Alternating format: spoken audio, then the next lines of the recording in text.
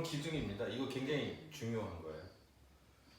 하나님은 창조주시다. 요거 하나만 가지고도 신자로서의 정체성 50%가 해결돼요.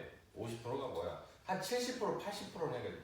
창조주 하나님이다. 하나님은 나를 비롯한 모든 것의 창조주다.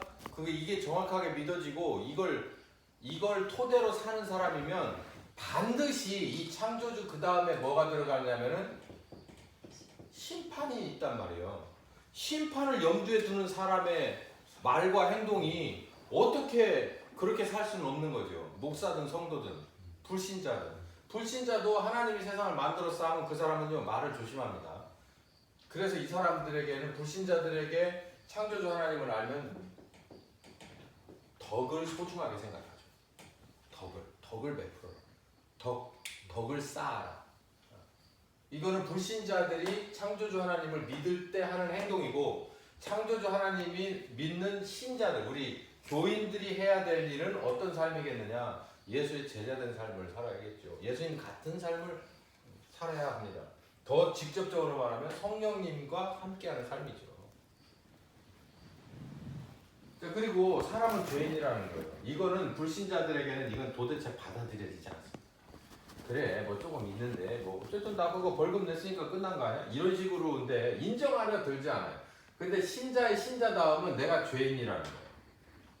앞으로도 더 얘기할 기회가 많겠지만 내가 죄인인 것은요, 내가 예수의 피로 대속의 은혜를 입은 지금도 저는 느낍니다. 죄인이라는 건 매일같이 내가 하나님을 알면 알수록 저의 낮아짐은 더 커져요. 하나님은 커지고 난 더 낮아져요. 더 죄인이에요. 그걸 깨달을 수밖에 없어요. 그러면 너 구원받지 못한 사람이라 이런 초등생 같은 그런 얘기 하지 마시고, 내가 설계도를 보면 볼수록 우주선의 설계도를 그림으로 봤을 때하고 공학 박사가 돼서 봤을 때 이걸 만든 사람이 어마어마한 그때 당시에 대단한 사람이었다는 것을 아는 것은 자명한 이치 아니겠습니까? 우리가 처음에 죄로부터 구원받았을 때 죄인이라는 걸 알면 얼마나 알아요? 예매큼 알죠. 그러다가 가면 갈수록 성령께서 나를 새롭게 만드실 때 걸림돌이 되는 내 속에 있는 쓴뿌리들을 어마어마하게 발견할 때 이 모든 것을 위해서 예수께서 십자가의 순종으로 죽으셨다라고 하는 그 크기가 나한테는 더 크게 다가오는 건 자명한 거예요. 우리는 영원히 내가 어마어마한 죄인이었다, 죄인이다라는 것을 알아가는 것이 신자의 삶이에요. 뭐 죄인인 것을 다 어떻게 그렇게 한 번에 쑥 뽑혀서 다 알 수가 있어요. 그러면 그 사람의 행동이 다 그걸 증명해야 되는데 그렇지 못하다는 것은 내가 아직 죄인이라는 걸 뼈저리게 못 느끼는 부분이 많다는 거예요. 갈 길이 멀다는 얘기예요. 해법은 예수님이에요. 예수님 십자가. 그래서 제가 일명 십자가 복음이다. 십자가 복음이다. 그러니까 십자가를 좀 더 우리는 깊게 보려고 노력하고 가르침을 성령으로부터 받아야 된다. 이런 얘기죠. 그래서 오신 함께하는 이런 얘기가 되고, 자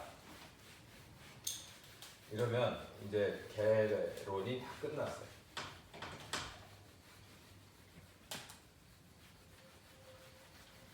그러면 이제 실전으로 들어가서 구약에서 오늘은 이제 구약을 주로 볼 겁니다. 다음에 와서 이제 신약을 주로 이제 얘기를 할 텐데, 오늘 파트는 구약이에요. 아까 얘기했듯이 구약은 구약 시대의 구원의 조건은 뭘까요? 이게 제 전도서 시치 때 그 저기였는데, 두 가지 물음 중에서 하나가 구약 시대 구원의 조건, 그리고 율법을 우리에게 주신 목적, 이 두 가지를 물어봤어요. 네, 저는 그때 이 성경 공부를 이미 끝내고 있었기 때문에 이걸 알죠. 구약 시대 사람은 뭘로 구원을 받아요?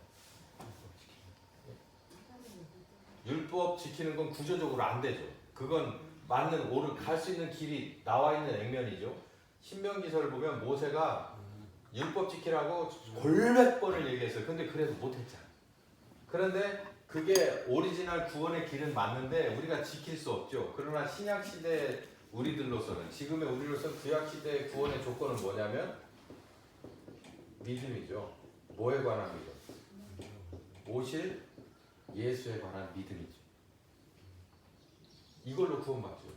행함으로 구원받을 수 있는 육체는 없다고 오실 예수님에 관한 믿음이죠. 이건 똑같아요. 지금 오신 예수에 관한 믿음이 신약시대 구원의 조건이죠. 구원의 조건이 맞습니다. 자, 그러면 구약시대나 신약시대나 이 믿음이라고 하는 게 굉장히 중요한 건데, 로마서 1장 17절이 이 바울이 새롭게 말했고, 바울의 로마서 1장 17절을 종교개혁을 했다고 하는 루터가 새롭게 아주 자기 마음속에서 이 믿음을 올바로 볼 수 있었던 거죠. 이 믿음이라는 얘기가 구약에도 없었느냐는 거죠. 믿음하면 생각나는 구약에서 첫 번째 인물이 누구예요? 스탠다드, 아브라함. 나중에 아브라함이죠. 아브라함 하면 믿음 하면 아브라함. 그래서 그냥 믿음의 조상, 믿음의 원조. 자, 그러면 우리가 믿음으로 그 옛날에 구약시대나 신약시대나 믿음으로 구원받는다는데, 그러면은 오늘은 이제 구약을 다루니까 믿음하면 누구를 살펴봐야 되냐면 아브라함을 좀 살펴봐야 됩니다. 그러면은 확실하게 알 수가 있어요. 성경에서 하나님이 원하는 믿음, 우리에게 요구하는 믿음이 어떤 거냐, 이런 거. 주여 내가 믿습니다. 뭐 눈물 찔찔 나고 콧물 좀 나고 뭐 요거를 원하는 건지, 그 정도 수준의 것도 쉽진 않지만 그 정도를 원하는 건지 뭔지 알으려면 아브라함의 삶을 좀 깊게 들여다볼 필요가 있어요. 전체적인 삶을. 저기 아브라함의 삶을 지금부터 이제 좀 살펴볼 텐데, 아브라함이 처음에 창세기 12장에, 물론 여기 11장 끝에서 12장으로 넘어오면서 거기에 보면 아브라함의 그 아버지가 데라죠. 데라를 따라서 갈대아 우르를 떠나죠. 그러다 데라가 죽습니다. 그래서 12장에서 이제는 아브라함이 등장하는데, 아브라함이 하나님을 따라 나선 12장 1절부터 3절까지의 시점이 75입니다. 그리고 아들을 몇 살에 낳죠? 100살에 낳죠. 그리고 아들을 바치라고 한 장면이 이 창세기 22장인데, 그 22장까지가 그러니까 아들을 낳고 100세에 낳고 몇 살이었다라는 건 정확히 나오지 않아요. 근데 이제 대략 아마 청년은 아니었을 거고 소년이었을 걸로 봐서 한 계산하기 편하게 한 15세쯤. 그러면 어떻게 되는 겁니까? 네? 그러니까 75에서 115이니까 몇 년이 되는 거예요? 40년이 되죠. 40이라는 숫자가 범상치 않은 이유가 여기 있어요. 어쨌든 40일지 아닐지는 우리가 주님 앞에 와서 아브라함에게 물어보면 되는 거고, 어쨌든 대략 계산했더니 성경에 나오는 40이라는 숫자하고 연결될 법합니다. 그 15세로 놓고 본다면. 어쨌든 아브라함이 75세 때 만나요.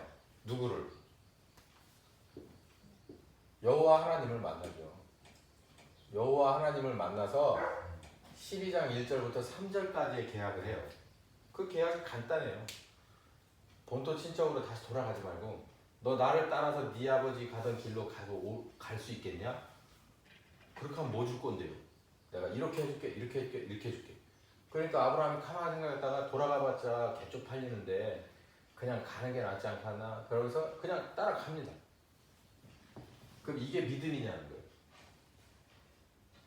믿음이죠. 믿음인데 제가 여기서 11장, 12장을 얘기하잖아요. 이 뒤로도 아브라함이 여호와 만나서 다시 약속하고 믿고 따라가는 게 4번인가가 더 있어요. 하나님을 만나는 장면이.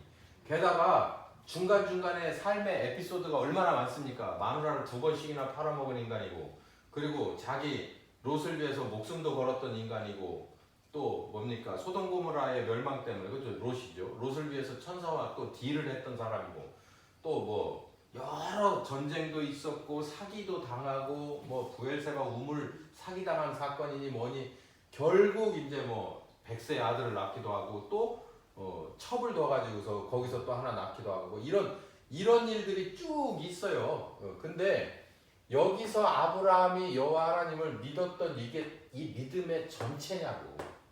여기 이름도 안 바뀌었는데, 이름도 안 바뀌었는데 여기 믿음은 시작이에요. 시작. 뭐 어디로 돌아가지 않는. 본토와 친척 아비집을 떠나기로 한 시작의 믿음일 뿐이에요. 그러니까 우리가 예수를 믿기로 작정한 게 이 부분 아니냐고요. 신약으로 넘어와서. 제가 그래서 구원론에 문제가 있다고 말하는 게 이 믿음을 자세히 살펴보면 아브라함이 아버지의 전통을 따라서 그 가던 길로 가기 위해서 내가 본토 친척 아비집을 버렸던 아버지와 똑같은 결정을 하겠다 하는 이 시작의 믿음을 한 거예요. 시작. 하나님과의 시작의 믿음이, 이것도 믿음은 믿음이요. 근데 이게 끝이냐? 아니, 이게 시작이라니까. 쭉 내려와서 이제 끝이 나와요. 모리아 산에서 끝을 맞죠. 이건 시작의 믿음. 그래서 믿음으로 시작해서 믿음에 이르게 한다는 얘기예요. 그러니까 이거는 그냥 어쩌다 보니까 가로는 기가 믿음에 시작해서 믿음으로, 이 얘기가 꼭 요걸 말하는, 제가 그런 의미를 말하는 게 아니고 그건 우화적인 성경 해석이고, 시작이 있어야 끝이 있잖아. 파종이 있어야 거두는 거지. 과정이 없는 열매가 어디 있냐고. 우리 믿음도 과정 없이 여기서 믿습니다 하고 딱 끝나서 구원, 이거 이 시점에 네가 눈물 콧물 나고 방언 행사 했으니까 끝이다? 윤석전 목사님도 그렇게는 얘기 안 할 거예요. 당신들 여기 와서 회개를 했으면 가가지고 이보다 더한 삶을 살으라고 얘기를 하지. 문제는 뭐냐? 그대로 못 살지. 그리고 살으라고 가르치는 선생도 없어. 그리고 노력을 아무리 해도, 왜 이런 얘기가 있잖아요. 우리 뭐 기도원에 가서 막 은혜 받고 오잖아. 그럼 막 소리 질러가지고 이게 막 쇠 갖고 내려오죠. 그럼 막 이제 평소에 나오지도 않던 새벽 4시 예배를 들어와. 그럼 막 3시 반부터 나와서 목사님은 왜 안 나오는겨? 이러면서 이제 있는 거예요. 이제 그게 이제 점점 식어지기 시작합니다. 언제? 목소리가 월이치 될 때쯤 되면은 이제 새벽 예배 안 나와. 목사님들이 이매기가 돼가지고 알아. 부흥 집회 끝나고 어디 뭐 유명한 부흥 강사 저긴데 어떤 집사 갔다 그러면은 책 안 잡히려고 일찍 나와야 돼. 뭐 뻔하니까. 근데 일주일쯤 지나면 원위치가 돼. 뭐 길면 한 달을 못 가는 거야. 뭐 1년? 어디가 있어. 말도 안 되는 거지. 그래놓고 한다는 소리가 그래. 바뀐 건 아무것도 없이 나도 그 목사님 집회에 가서 은혜 받았던 사람이다 라고 하는 내 때로 하나만 남지. 그 경험 그거 좀 해라. 이 시작의 아브라함이 있어요. 그러다가 끝의 아브라함은 이 모리아에 있는, 정확히 말하면 모리아 지역의 어떤 산이라고 말하는데, 모리아 산에서 자기 아들 이삭을 제물로 드립니다. 저는 이걸 드렸다라고 말해요. 왜냐하면 그 본문을 잘 읽어보면 칼을 들었습니다. 칼을 들었어요. 그러니까 거기까지 하고 끝날 거라고 알고 칼을 들은 게 아니라 자기는 이미 마음에서 아들을 보냈어요. 보낸 거야. 그러면 이제 이건 뭐야? 재물을 늘 잡았듯이, 재물을 잡는데 망설임이 있으면 안 되잖아요. 생명을 하나를 끊는데 쉬워요 그게? 망설임 없이 탁 끊어야 되잖아요. 그래야 보내는 사람도 덜 힘들고 가는 짐승도 덜 힘들잖아. 한 번에 끝내야 되니까. 그러니까 이미 딱 들었을 때 끝입니다. 그러니까는 딱 하나님이 잡았잖아요. 거기까지. 그래서 그 찰나에 탁 잡았지 않습니까? 잡고 이제 주변을 돌아봐라. 그래서 이제 숯불에 걸린 양이 있어, 수양이 있어서 그걸 가져다가 이제 그리고 제단에서 자기 아들을 끌어내죠. 그러면서 뭐했다? 내가 네 믿음을 보았다. 네 아들을 사랑함보다 내 명령을 나를 사랑하는 너를 보았다.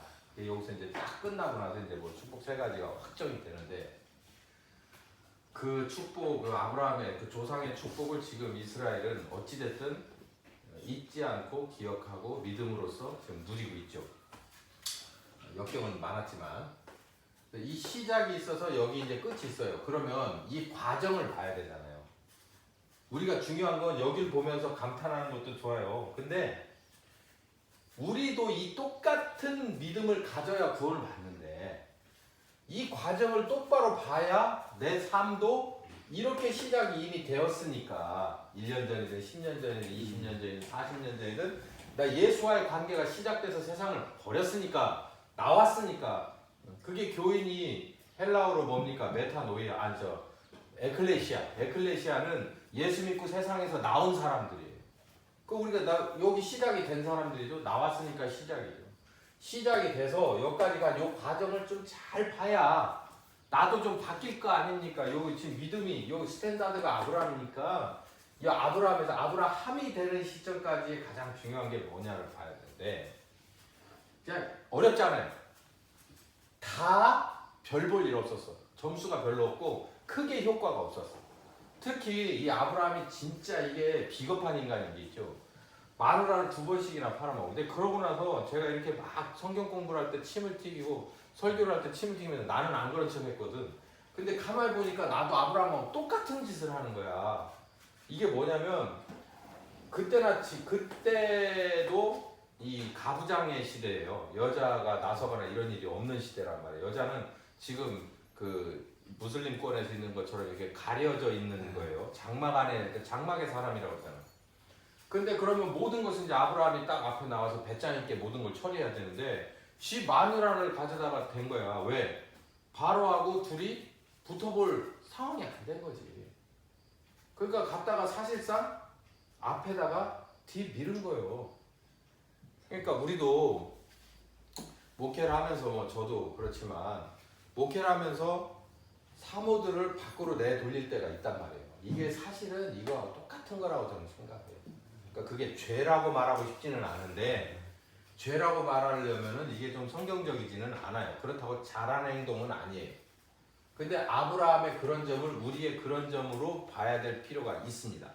그러니까 목회를 하면 남자로서의 아빠로서의 책임이 희석되거나 줄어들지 않아요. 이것도 다 해야 됩니다. 그렇다고 교회 성장하게 손을 뻗으면 그건 선악과를 따먹는 거고 하나님 앞에서 확실한 뭔가가 있어야 하나님의 함께 하시고 책임져 주는 역사가 있어야 아내도 가족도 내가 목회자라고 하는 것으로 인해서 은혜를 입고 다른 사람들이 봤을 때 이 뭡니까 모범의 가정이 될 수 있다는 것이 성경적인 이야기입니다. 그러나 현실적으로 이 짐을 기꺼이 나누어진다고 하는 아내들이 있음으로 인해서 이게 나름대로 유지가 되는 거예요. 저는 그렇게 성경을 봅니다. 어쨌든 죄라 악이다 이렇게 얘기하기는 어렵지만 아브라함의 상황을 보면 우리와 별반 다를 게 없어요. 근데 그 좌충우돌해요. 근데 그 중에서도 하갈. 하나님이 그랬거든요. 너한테 내가 자식 하나 줄게. 그랬더니 나이가 벌써 몇인데 아직까지도 소식이 없고 자기 나이가 지금 75세 때 만나서 이 115세인데 여기쯤 100세쯤 이 직전에 약속을 하거든요. 근데 이거 뭐 나이가 이만큼인데 내 아내를 더불어서 뭐가 되겠나 싶으니까 결국은 둘이서 짜가지고 누굴 하갈 데려다가 붙여가지고 자식을 낳죠. 이 하나님은 완전히 우습게 하는 거잖아. 그러니까 하나님 그러잖아요. 내가 하갈 통해서가 아니고 네 와이프를 통해서 내가 할 거야. 너 진짜 그렇게 되죠. 그러니까 이 과정에서 많은 것들이 이 모리아산에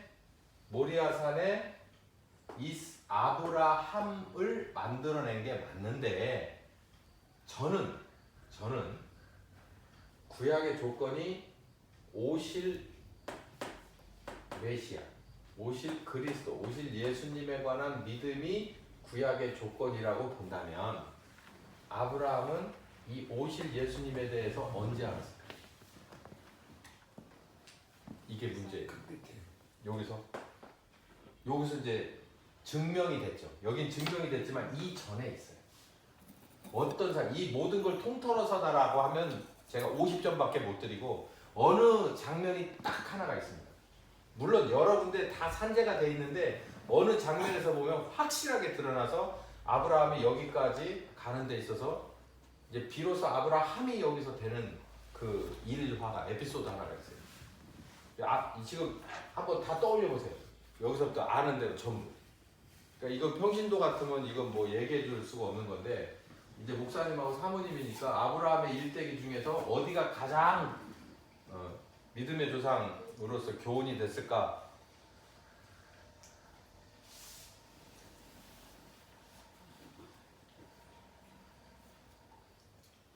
원래 천사들 대접하고 나서 그저 얘기하지 않았었어요? 그 부인한 그 사라가 아기를 가질 것이다. 네. 그때 예수님하고는 아무 상관없잖아. 조카가 오실 1년 뒤에 오실 1년 뒤에 네 저희가 그래서 오실 조카 롯과의 관계였지.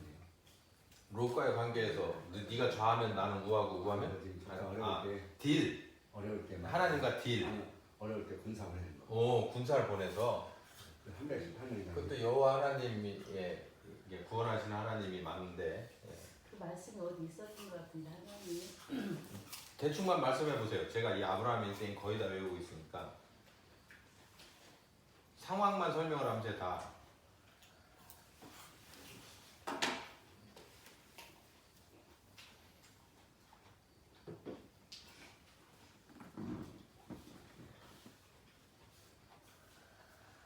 여기 성경 있으니까 성경 한번 보시죠. 나도 거기 갔다 온다. 아니 여기 성경 있잖아. 요즘 인터넷도 있으니까 인터넷으로 해보면 금방 나와. 그냥 장면만 얘기하시면 뭐 굳이 장절은 검색해서 찾으면 되니까 어디가 이거 여기가 진짜 아브라함이 되는 장면이 아닐까. 네, 그걸 한번 더.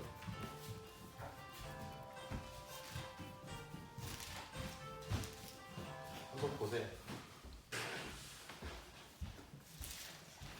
어디요? 네? 나가서 통화해.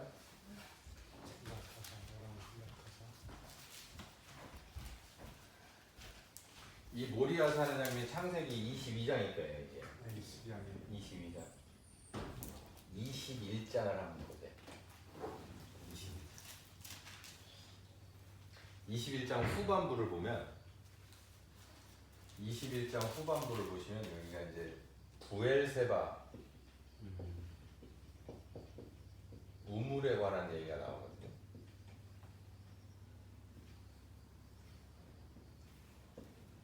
거기서 여호와 이름을 불렀다고 하는데요. 아니요. 지금 제가 이제 설명을 드리는데 저는 여기라고 봅니다. 창세기 21장에 부엘세바 우물 21장 끝으로 할게요.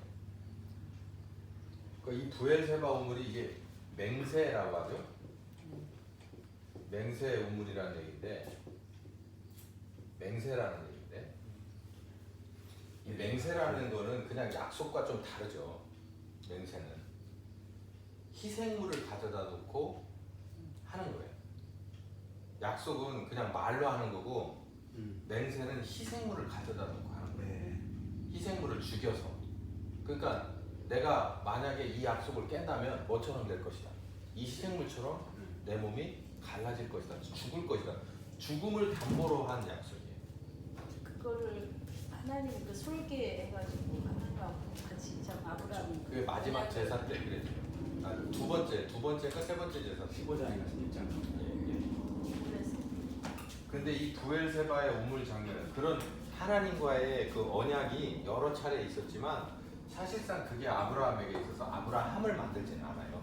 근데 결정적인 그 모든 게 다 바탕이 돼서 어디에서 총체적으로 총정리가 되냐면 오실 예수에 관한 믿음이 자기가 죄인이고 하나님이 창조주고 나는 해법이 곧 메시아가 오셔서 나를 구원하시는 방법밖에 없어라고 하는 이 구원의 조건을 채우기에 온전한 총정리는 이 부엘세바 우물에서 있었단 말이에요. 자, 제가 다시 이걸 들어가기 전에 설명을 드릴게요.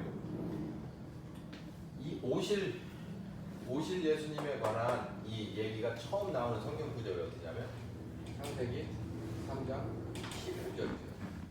그러면 여기와 직접 연관된 사람이 하나님, 그 다음에 아담, 하와, 그 다음에 사탄 이렇게 있겠죠. 그러면 요 넷이서 있을 때 사실상 사람은 아담과 하와만 하나님에게 이 얘기를 들었죠. 자, 그러면 이 들었던 얘기가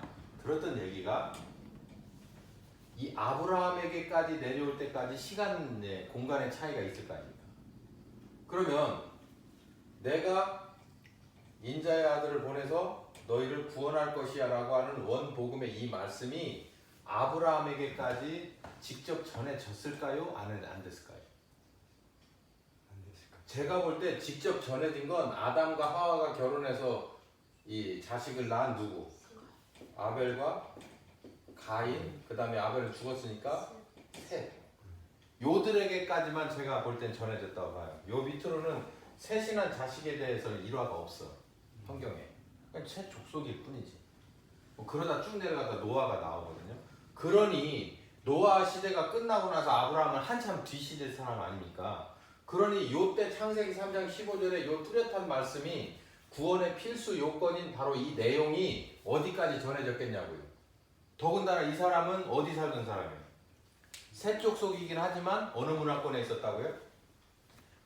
메소포타미아 문명권에 있었죠. 하나님하고는 전혀 상관없는 사람 아니에요.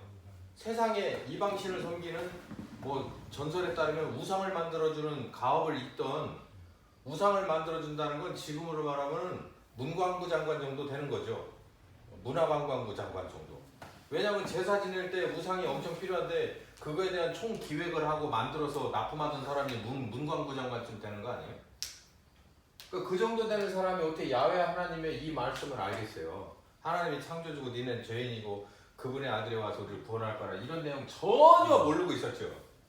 알면 못하지. 알면 못할 짓이지. 맞습니다. 그러니까 하나님이 아브라함을 염두에다 두고 누굴 먼저 이게 삶기 시작하냐면 데라를 삶기 시작하는 거예요. 그래가지고 아브라함이 딱 이제 전면에 딱 데라가 일찍 죽습니다. 생각보다. 아브라함이 딱 전면에 딱 나서서 하나님과 직접 만나요. 이제 아브라함은 관심을 가져요. 어떤 믿음의 조상으로 만들어서 누굴 보내려고? 예수님을 보내야 되니까. 족보가 필요하니까. 그래서 아브라함을 이만큼까지 가르치고 약속하고 뭐 기적을 보여주고 함께 해주고 이런 것을 쭉 가다가 정확하게 요 장면에서 이 모든 삶이 바로 요 구원의 조건하고 딱 연결되는구나라는 것을 확실하게 보여주는 장면이 여기더라고요. 자, 이제 이 부엘세바 우물 얘기를 좀 할게요. 거기 보면 아브라함이 이 부엘세바 우물 사건이 나오는 21장쯤 갔을 때 주변에 있던 많은 부족들이 아브라함을 굉장히 무섭게 봤습니다. 그래서 거기 보면 아비멜렉이죠. 아비멜렉이 그 군대 장관 이름도 참 비골이 비골을 불러가지고 둘이 상의를 해요. 이 아브라함 이거 어떻게 하면 좋냐. 아브라함을 보고서 아비멜렉과 그 비골이 이걸 어떻게 하면은 넘겨뜨릴까 고민을 해요. 그러니까 이게 사탄이 아담과 하와를 보고 넘겨뜨릴 작전을 하는 거하고 이 영적인 판도가 비슷한 겁니다. 그래서 이 둘이 짜낸 계략이 뭐냐? 이 부엘세바 우물을 가지고서 아브라함을 좀 농락해볼까 이 생각을 갖는데 그 당시에 우물이라고 한다면 지금도 마찬가지지만 광야나 사막에 있는 우물은 생명의 근원입니다. 그걸 사람이 먹기도 하고요. 그걸 남은 걸 짐승이 먹고 짐승이 먹고 남은 것을 땅이 먹습니다. 그래서 여기서 풀을 내주기도 하고 나무를 내고 열매를 내주기도 하고 풀을 뜯어먹고 짐승이 우리에게 고기도 주고 젖도 주고 그래서 사람이 사는 거죠. 그러니까 우물이 없으면 안 되는 거예요. 영적으로도 교회는 우물의 역할을 하지 않으면 여기 와서 목사도 죽고 뭐 그냥 교회 여기서 우물이 나는 건 아니지. 사실상 목사의 이 가슴 속에서 성령께서 샘물을 막 솟아나게 해야 목사도 살고 가족도 살고 여기 오는 사람들도 먹고 살고 그 주변 사람들이 이 동네가 복을 받는 이치하고 똑같은 거예요. 영적인 판도가. 그러니까 이 우물을 갖고 있었어요. 누가? 아브라함이 딱 갖고 있었어. 그러니까 이 부엘세바 우물을 가지고 뺏을 생각을 한 거예요. 이 아브라함의 소유된 우물을 뺏으려고 얘네들 둘이 작전을 겁니다. 그래서 일단은 비골이 딴 사람들을 보내서 이 부엘세바 우물을 뺏어요. 그때는 지금처럼 전화가 없던 시대니까 아브라함이 요 우물 곁에 사는 게 아니고 떨어져서 살고 있으니까는 뺏겼다는 사실을 모를 때 이쪽으로 군대를 보내면서 동시에 비골이 아브라함한테 갑니다. 그래서 뭐 하자고? 이거 아브라함한테 가서 우리 뭐 하자? 이 뭐야? 협정, 평화협정 요즘 참. 네? 평화협정을 어떻게 아브라함과 아비멜렉 사이에 맺읍시다. 그러니까 아브라함은 이제 뭘 긁어요. 살살 밑을 긁어줍니다. 당신이 하나님과 함께하니까 우리는 어느 날 갑자기 망해버리는 거 아니야. 당신 생각에 따라서 우리는 전쟁뿐만 아니라 완전 초토화될 수 있는 거. 뭔 소리야? 내가 니네를 왜 공격해? 그럴 생각 전혀 없거든. 그러지 말고 우리 약속해달라고 말이야. 응? 서면으로 쓰고 여기다 도장 팡 찍고 증인 세워서 약속하자. 이렇게 약속을 합니다. 그래서 평화협정을 맺는데 아브라함이 뭐라고 오바를 하냐면 내가 니네를 먼저 선제 공격하면 내가 섬기는 하나님을 두고 맹세하는데 난 절대 그런 일은 없을 거야. 이거 이렇게 하지 말았어야 되는데 경솔했죠. 경솔해서 평화협정을 맺어버려요. 근데 뒤에 압니다. 바로 아브라함에게 전력이 도착을 해서 브엘세바물을 뺏겼습니다. 어떤 놈들이 그랬어? 그랬더니 아비멜렉이 군대를 보냈습니다. 평화협정을 맺어놨네. 아이고 안 돼 이제 그 보다가 그렇지. 자, 이 상황이 뭐하고 똑같은 상황이냐? 하나님 사람을 만들었어요. 요한복음 3장 16절에 보면 하나님이 사람을 어떻게 했다고 그랬어요? 사랑했다고. 보통 사랑합니다. 근데 여기 사탄이 있어요. 사탄이 이 하나님을 공격하는데 하나님에게 직접 칼을 겨눠서 이길 수가 없습니다. 그러니까 누굴 볼모로 잡을까를 고민하다가 이쪽을 그래서 선악과 덥석 물게 만들죠. 덥석 물게 만들어서 이 덥석 물은 이 죄인된 이 아담과 하와를 가지고 하나님과의 관계를 딱 섭니다. 이게 어디냐면 창세기 3장입니다. 그럼 하나님은 요즘 뭐 아프리카 돼지 열병 걸렸다고 하잖아요. 그래서 오늘 내로 뭐 3천 몇백 마리를 죽인대. 그 파주 쪽에 그게 생겨서 그 지역 완전 차단하고 다 죽이겠다는 거야. 우린 뭐 그런 일이 뭐 한두 번이 아니잖아. 뭐 돼지만 죽여, 닭도 죽이고 소도 죽이는 거 전혀. 나는 그거 참 진짜 어쨌든 그런 얘기 할 때가 아니니까. 사탄이 하나님의 입장을 참 곤란하게 했습니다. 이 사랑이라는 거, 우리들의 사랑은 이런 거예요. 둘이 억수로 사랑했어요, 진짜. 경상도에 억수로 사랑했어. 얼만큼 진짜 억수로 사랑했어. 근데 어느 날 갑자기 이해관계, 그러니까 예를 들어서 우리 아버지가 하는 사업체와 저 집 아버지가 하는 사업체가 서로 싸움이 시작됐어. 그럼 우리도 헤어져야 되는 거야. 그 드라마 주제하고 똑같은 거예요. 그건 사랑이 아니죠. 우리는 그걸 사랑 아니라고 얘기하잖아. 하나님이 우리를 사랑하는데 이 상황이 어떻게 발생했냐면 죄인이 됐으니까 하나님이 스스로 뭐 해야 돼요? 죽여야 되잖아. 살처분해야 되잖아. 죄가 감염됐으니까. 그러니까 사탄이 아는 거예요. 하나님을 공격하는 제일 좋은 방법은 하나님도 알아. 우리를 코를 팍 뚫어가지고서 잡아당기면 고집 피우면 코가 찢어져도 안 따라오는 걸 알아. 근데 누굴 잡아서 흔들면 따라온다고? 마누라 남편 아무 상관없어요. 죽거나 말거나 이거 남이니까. 자식이지. 자식. 그러니까 우리가 하나님의 자녀가 맞는 거야. 여길 건드리니까 하나님이 바로 반응을 하는 거예요. 우리도 그래요. 자식 벌써 저기 하니까 제가 딱 나와서 전화 먼저 받잖아요. 어? 그거예요. 그게 사랑이에요. 부모와 자식 간의 사랑이 이 세상에서 펼칠 수 있는 가장 그 성경 이외에 가장 큰 사랑의 가치고 성경 안에서는 하나님이 나를 사랑하는 바로 예수의 십자가가 사랑의 원칙입니다. 교본이에요, 교본. 그래서 이 딱 건들면 안다는 걸 사탄이 알아. 아킬레스건을 잘 알지. 여기 발 뒤꿈치. 이걸 턱 물으니까 하나님이 탁 잘라내버리질 않아요. 뭐 사랑은 뭔 사랑이야. 율법대로 죽여. 이렇게를 못하는 거예요. 그래서 결국 누가 죽기로 작정을 했다고? 자기가 죽기로 작정을 한 거예요. 자기. 그러니까 사탄이 뭐라 그래요? 답이 없는 거야. 야 진짜 사랑하긴 사랑하나 보다. 목숨을 걸다니. 자기가 만든 사람을 위해서, 죄인을 위해서 자기가 목숨을 건다니. 창조주가 목숨을 건다니. 그 사탄이 뒤로 물러간 거예요. 졌어요. 그리고 진짜로 예수님이 오자 테텔레스타이 하고 끝내지 않습니까? 사탄은 그 순간에 졌어요. 지금은 이미 머리통이 부서진 사탄이 돌아다니면서 이 뭡니까? 발악을 하는 거예요. 게임은 이미 끝난 게임. 하나님이 승리한 게임이 맞습니다. 자, 어쨌든 요거하고 요 상황하고가 똑같은 상황. 아브라함이 브엘세바 우물 사실 포기할 수도 있어요. 포기해버릴 수도 있잖아. 아니, 내 자존심 상 우물이 한두 개는 아니니까 포기를 해버릴 수 있어. 근데 이 포기를 하면 어떤 문제가 생길까요? 야, 이거 하나님 이거 저 알려주시는데 진짜 깜짝 놀랐어요. 아, 이거 포기해버리지. 이 장면하고 틀리지. 이 사람은 눈 껌뻑 뜬 저기 엊그제까지 내가 만들고 같이 끼고 다니던 아담과 하와를 죽일 수가 없으니까 그랬다고 하지만 우물은 뭐 생명체도 아니고 뭔 상관이 있어. 그냥 야 이씨 묻어버려. 너도 못 쓰고 나도 못 쓰고 그냥 묻어버려. 이렇게 해버릴 수도 있을 것 같은데 그 전쟁은 아니니까 그냥 묻어버려 해버릴 수도 있을 것 같은데 아브라함이 꼼짝없이 이 우물의 대가로 무엇을 암양 새끼 몇 마리라고 되어 있냐면 7마리를 내놓습니다. 그리고 우물을 찾아와요. 왜 그랬을까? 제가 묵상해서 봤어요.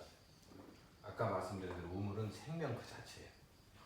우물에 끼어있는 목동들이 몇 명이고 그리고 그 목동들의 휘하에 있는 양과 염소가 몇 마리고 또 이 주변에 있는 기식하는 식물이라도 호흡이 있는 생명체가 도대체 얼만큼이에요.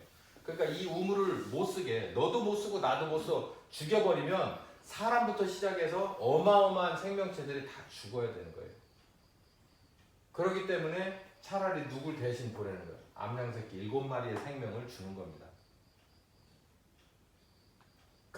이 암양새끼 7은 또 철이 지나면 또 낳겠지요. 7이 한 70마리도 될 수 있겠지. 암놈들이 낳아주면.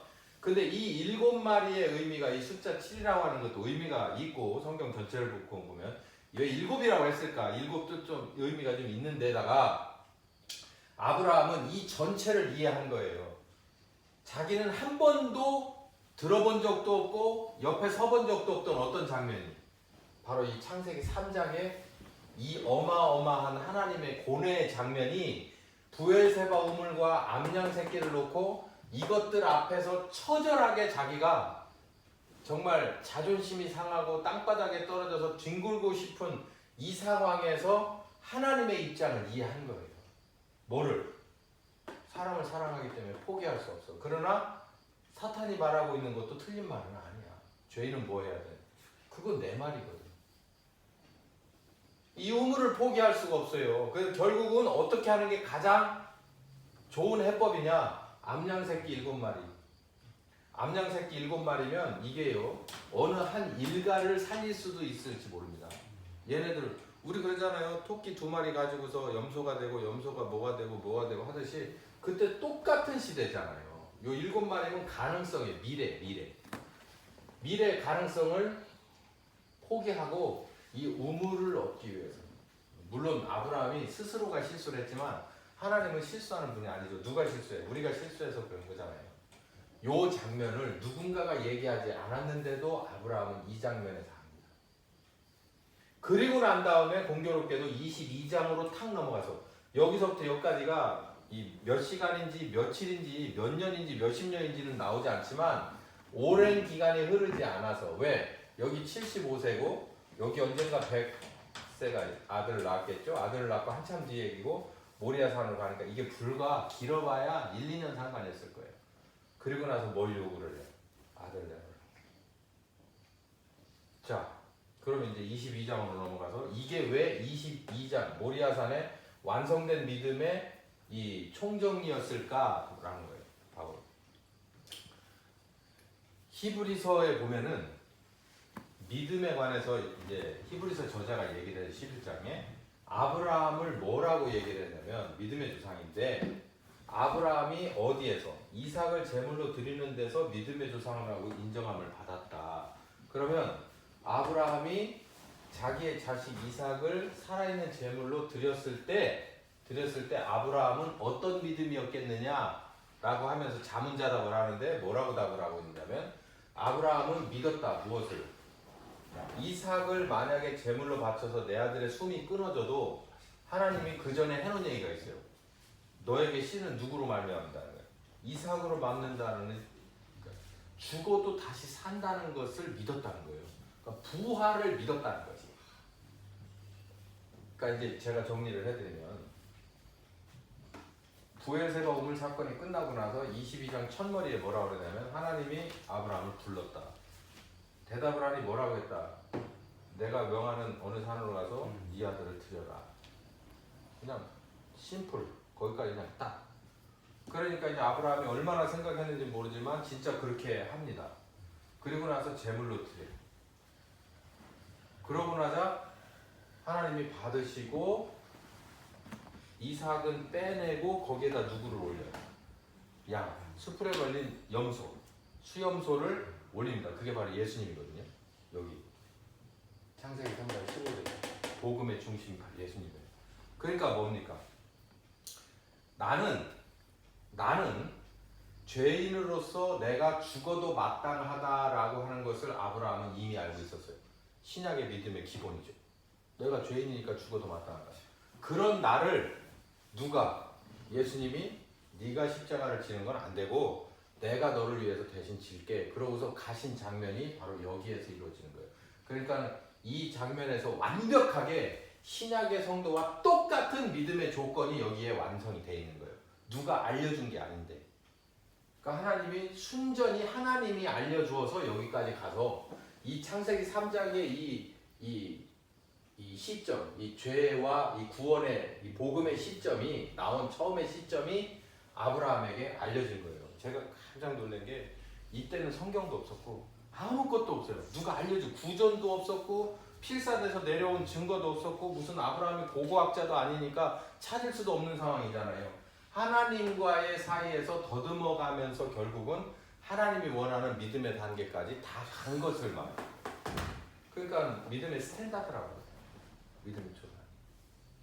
그러니까 이 믿음의 조건은, 이 구원의 조건은 바로 믿음인데 이 믿음의 디테일은 바로 이거다. 뭐? 내가 하나님은 창조주시고 하나님은 창조주고 창조주인데 나도 만들었는데 나는 범죄했다 이거. 그래서 누굴 보내서 예수로 인해서 십자가에 죽여서 대속의 은혜로 말미암아 내가 구원받는다, 부활한다 라고 하는 것을 이게 구원의 핵심인데 이게 신약에서도 조직신학적으로 딱 맞는 얘기잖아요. 이거를 아브라함의 삶에서 끄잡아낼 때 바로 요렇게 중간중간에 다 힌트가 있지만 여기에서 총정리가 딱 되고 나머지 시험을 여기 가서 봅니다. 근데 이 얘기를 왜 하냐면 아유 목사님 성경 참 깊게 묵상하면서 자세히도 보셨네요. 자세히 봐야죠. 성경을 자세히 보라고 얘기했어요. 베드로가 그랬나? 바울이 그랬나? 자세히 읽어보라고 그랬습니다. 자세히 읽어봐야 되지만 제가 이 얘기를 하는 이유는 뭐냐면 진짜 드리는 이유는 시작의 믿음 가지고 끝이라고 착각 마라. 시작의 아브라함이 얼마나 좌충우돌했느냐. 그러나 마지막까지 이르러서 이 사람이 이렇게 된 모습으로 하나님께서 인정함을 받았으니 우리도 예수 믿기 시작했을 때와 하나님이 인정하는 데까지 반드시 가야 할 것이다 라고 하는 말을 해는 거예요. 지금 우리의 결핍은 시작은 성령께서 많이 해놨다 이 말이에요. 1907년부터 90년대 초까지. 그런데 끝으로 가기 위한 그 다음 단계가 이루어졌는가를 볼 때 영적인 판도를 볼 때 이루어지지 않았어요. 예수의 십자가가 제가 단적으로 하나만 얘기해요. 내가 범죄했어요. 내가 잘못했어. 그러면 어떻게 해요? 이 문제. 뭐 예를 들어서 둘이 싸우셨어. 매번 싸우는 주제를 가지고 또 싸웠어. 그럼 어떻게 해야 돼? 회개해야죠. 회개한 다음에 어떻게 해야 돼? 이제 그렇지 않기 위해서 노력을 해야죠.